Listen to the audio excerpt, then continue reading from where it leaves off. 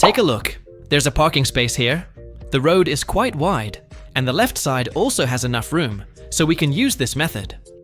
No matter what type of car is in front, there's no need to align your rear bumper or side mirrors.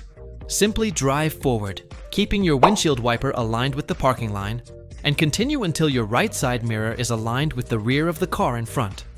Once aligned, that's perfect. Now, turn the steering wheel fully to the left and slowly move forward. At this point, check your left side mirror to make sure no cars are approaching from behind. Then, release the brake gently and keep moving forward until you can see the entire front end of the car behind you through your left mirror. Stop once you can see it completely. That means you're in the correct position. Next, straighten the steering wheel and begin reversing. While backing up, focus on your right side mirror. You'll notice the rear of your car entering the parking space.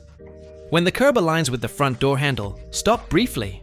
Many drivers ask whether they should tilt the side mirror downward while reversing. The answer is no need. Just keep the mirror in its normal position.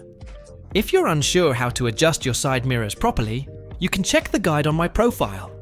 Normally, your side mirror should show the front door handle clearly, and that's sufficient.